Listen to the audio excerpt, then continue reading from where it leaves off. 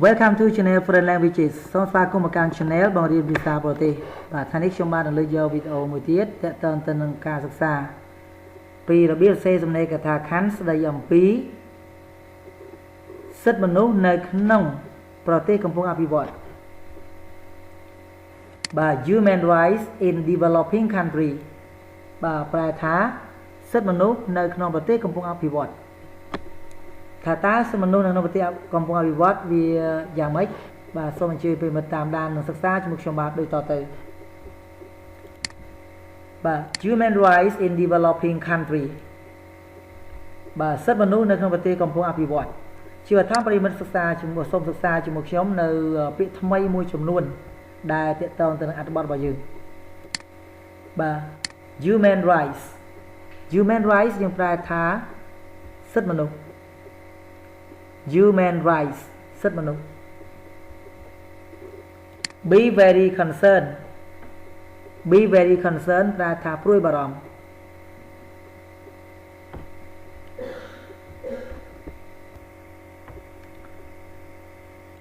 Be very concerned ព្រួយបារម្ភ Very concerned troubles បាទ Very concerned troubles បញ្ហាដែលគួរឲ្យព្រួយបារម្ភFor developing country ដើម្បីអភិវឌ្ឍប្រទេស For developing country ដើម្បីអភិវឌ្ឍប្រទេស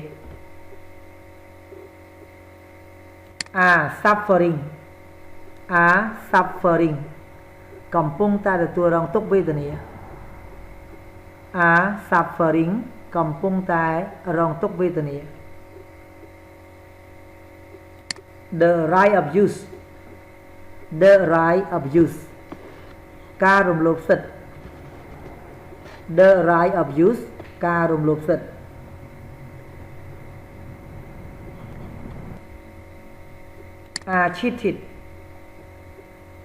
Cheated បាទត្រូវបានគេបោកប្រាស់ Cheated ត្រូវបានគេបោកប្រាស់ Prostitute បាទ Prostitution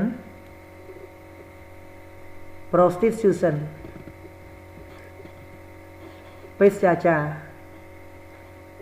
Prostitution បាទបេសកចារ Be afraid of the rich បាទខ្លាចអ្នកមាន Be afraid of the rich ខ្លាចអ្នកមាន Be related to ដែលតាក់ទងទៅនឹងដែលពាក់ព័ន្ធទៅនឹង Get support ទទួលបានការគាំទ្រឬក៏ការគាំពៀ Get support ទទួលបានការគាំទ្រឬការគាំពៀ In brief បាទ in brief បាទសរុបសេចក្តីមក In brief សរុបសេចក្តីមក According to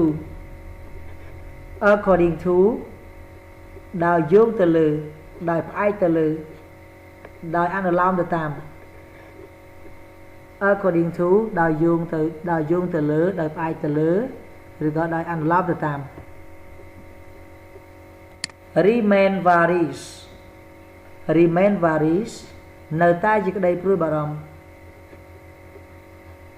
Remain varies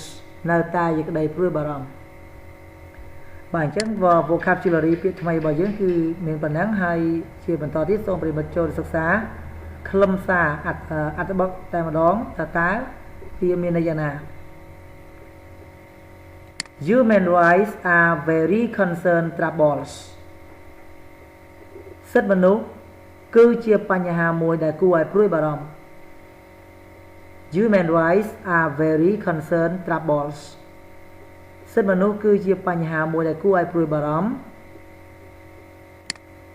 For every developing country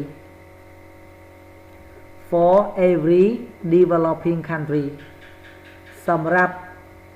រាល់ប្រទេសកំពុងអភិវឌ្ឍទាំងអស់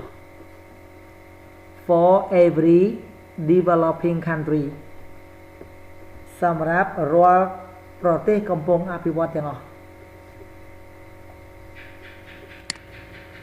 Many people are suffering មនុស្សជាច្រើនកំពុងតែរងទុក្ខវេទនា Many people are suffering មនុស្សមួយចំនួនកំពុងតែរងទុក្ខវេទនា From the right of use From the right of use ពីការរំលោភសិទ្ធិ From the right of use ពីការរំលោភសិទ្ធិ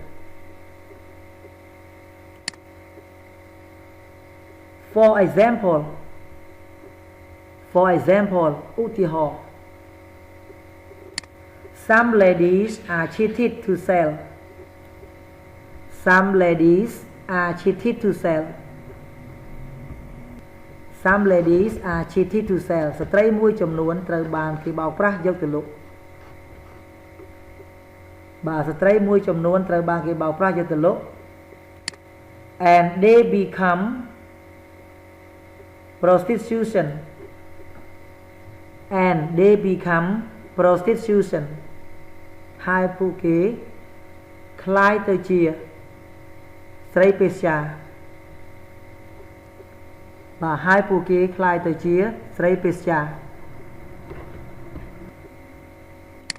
One more thing បាទលើសពីនេះទៅទៀត One more thing លើសពីនេះទៅទៀត A large amount of people A large amount of people មនុស្សមួយចំនួនធំ A large amount of people មនុស្សមួយចំនួនធំ doesn't understand បាទ doesn't understand បាទពួកគេមិនយល់ doesn't understand មិនយល់ doesn't understand ពួកគេមិនយល់ what their own rights are what their own rights are ថាតើសិទ្ធិរបស់ពួកគេសិទ្ធិផ្ទាល់ខ្លួនរបស់ពួកគេជាអ្វី ថាតើសិទ្ធិផ្ទាល់ខ្លួនរបស់ពួកគេជាអ្វី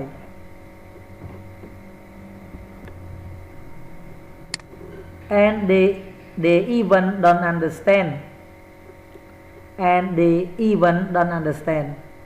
ហើយពួកគេថែមទាំងមិនយល់ហើយពួកគេថែមទាំងមិនយល់ what the right is ថាតើសិទ្ធិជាអ្វី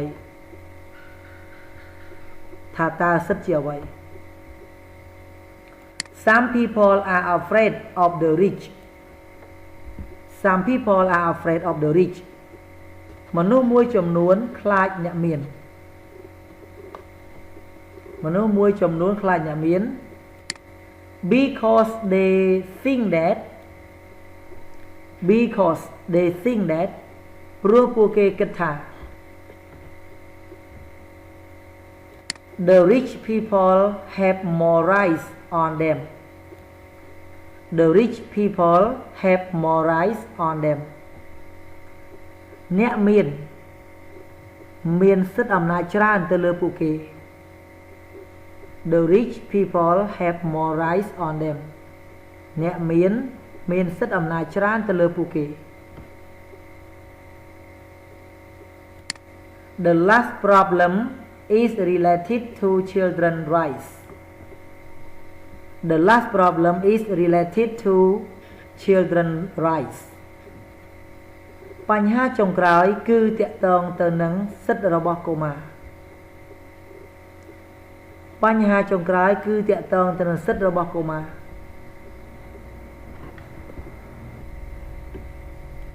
There are many children who មានក្មេងៗជាច្រើនដែល There are many children who មានក្មេងៗជាច្រើនដែល are living on the street ដែលកំពុងតែរស់នៅតាមដងផ្លូវ are living on the street ដែលកំពុងតែរស់នៅតាមដងផ្លូវ and they do not get any support from their government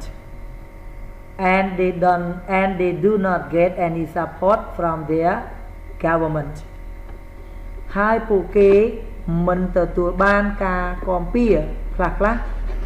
ពីរដ្ឋាភិបាលរបស់ពួកគេឡើយ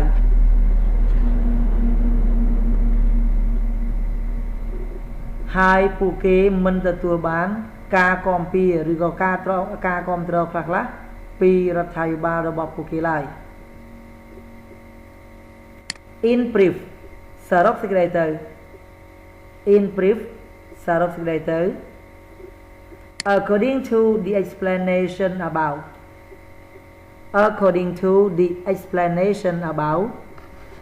ដោយយោងទៅតាមការពន្យល់ខាងលើ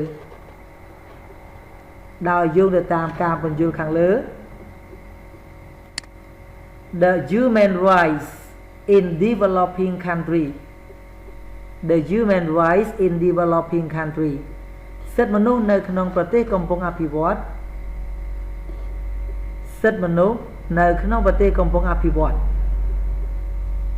remain varies the present day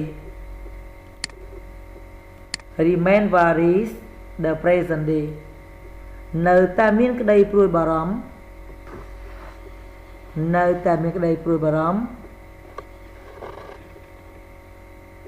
នាពេលបច្ចុប្បន្ន បាទនាពេលបច្ចុប្បន្ន បាទអរគុណចាស់ប្រិយមិត្តទាំងអស់គ្នាដែលបានតាមដានទស្សនាបាទវីដេអូដែលស្ដីអំពីបាទ Human Rights in Developing Country គឺសិទ្ធិមនុស្សនៅក្នុងប្រទេសកំពុងអភិវឌ្ឍ ឥឡូវខ្ញុំបាទសូមបញ្ចប់វីដេអូទាំងនេះបាទសូមអរគុណសូមជម្រាបលាបាយ